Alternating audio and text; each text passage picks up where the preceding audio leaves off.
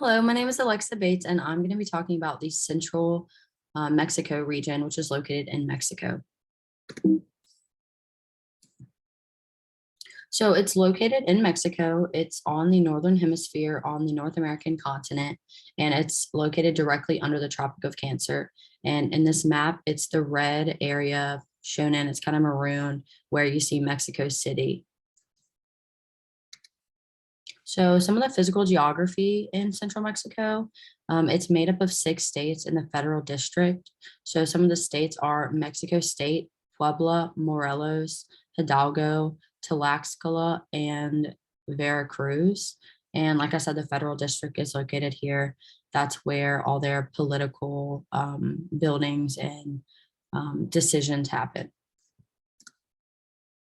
So central Mexico is surrounded by the Pacific Coast region on the west, the Baja region on the north, and the Gulf of Mexico and the Bay of Campeche on the east, and has elevations ranging from 300 meters in the valleys to 5,200 meters at the mountaintops and volcano tops. There's a very wide variety of landforms in central Mexico. Some are mountains, valleys, caves, beaches, lagoons, volcanoes, national parks, and basins. And the second tallest peak in Mexico is actually located in Mexico City, which is in the central region of Mexico.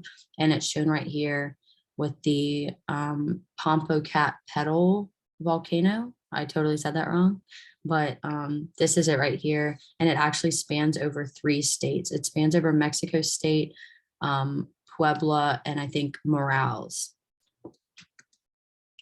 So some of the human geography, central Mexico is located to many immigrants from many different places. There's a lot of people with Hispanic background or descent, but there's also pockets throughout of Jewish, Arabic, Cuban, and Asian, with the Cubic culture really being popular in the Veracruz area. And although there's not a declared religion in central Mexico, Roman Catholicism is practiced by many, and it is a very important part of the culture there, as well as family values. This picture right here is from the Day of the Dead celebration, which is very popular in Mexico and central Mexico, to celebrate loved ones that have passed away and to remember them. And it's held every November. So the climate types in central Mexico, it's a majority temperate subhumid climate, meaning that it has very wet summers and dry winters. That's 70% of the region. 21% of the region has warm subtropic climate, and that's in the southwest area. 6% has dry and semi-dry climate in the northeast part of the region, and 0.1% to a very small portion has cold climate, but that's only at the very mountaintops. It's very uncommon.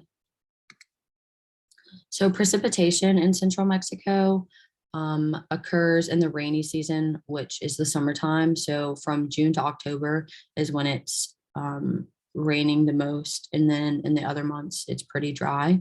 The annual precipitation is between 900 millimeters and 1,200 milliliters. And the 1,200 is only in the mountainous areas where it rains more.